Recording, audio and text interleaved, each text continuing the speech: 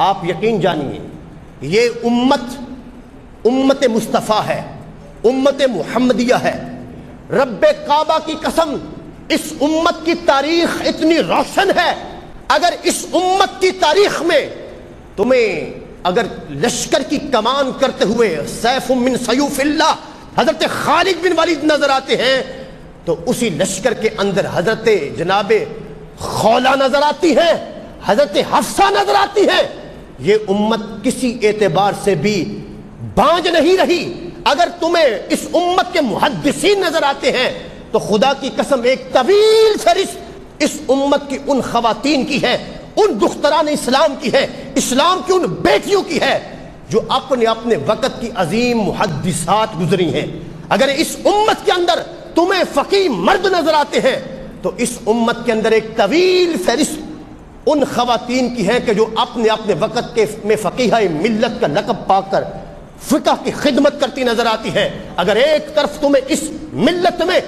میرے کریم آقا جان عالم کے زمانہ ظہری سے حضرت ابی بن کعب، ابن مسعود اور حضرت ابو موسیٰ اشعری جیسے قاری نظر آتے ہیں تو میرے کریم آقا جان عالم کے صحابیات کا جو سوز قرآن ہے یہ بھی بھلائے جانے کے قابل نہیں ہے۔ تابعین میں سے حضرت جناب حفصہ بنت سیرین، محمد بن سیرین بہت بڑے تابعی ہیں، اور یہ جو آپ تعبیر الرؤیا کتاب دیکھتے ہیں، تعبیر الرؤیا کتاب کے وہ مؤلف اور مصنف ہیں محمد بن سیرین۔ آپ کی بہن حضرت حفصہ بنت سیرین، آپ قرآن کی اتنی عظیم قاریہ تھیں، ناسخ منسوخ کی اتنی بڑی معلمہ تھیں۔ حضرت ام المؤمنین اما عائشہ صدیقہ رضی اللہ تعالی عنہ کی آپ شاگردہ ہیں۔ مومنوں کی پیاری ماں اما عائشہ صدیقہ رضی اللہ تعالی عنہ کی آپ شاگردہ ہیں، اور قرآن اتنا جانتی تھی محمد بن سیرین جیسے امام کو اگر کوئی مسئلہ درپیش ہوتا تھا وہ بہن سے رجوع کر کے قرآن کا مسئلہ پوچھا کرتے تھے۔ مدینے میں بڑے بڑے قاری،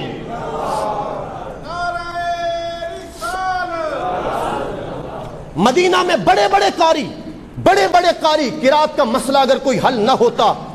تو جناب حضرت حفصہ بنت سیرین کی بارگاہ میں آ جاتے اور اپنی اس شاگردہ پر مومنوں کی پیاری ماں ام المؤمنین حضرت اما عائشہ صدیقہ رضی اللہ تعالی عنہا کو اتنا ناز تھا، مدینے میں منادی کروا دی جس کسی کو قرآن کے بارے میں کچھ پوچھنا ہو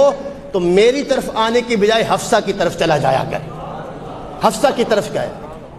اگر اس امت کے اندر اولیاء ہیں تو اولیات کیا کم ہوئی ہیں؟ اگر اس امت کے اندر کرامات بیان کی جاتی امام حسن بصری کی تو کون سا سٹیج ہے جہاں پر مائی رابعہ بصری کو سلام یا عقیدت نہ پیش کیا جاتا ہو؟ یہ امت بانج رہی ہے، ہم بھول گئے کہ ہم کون ہیں، ہم یہ بھی بھول گئے کہ ہم کس کے ہیں۔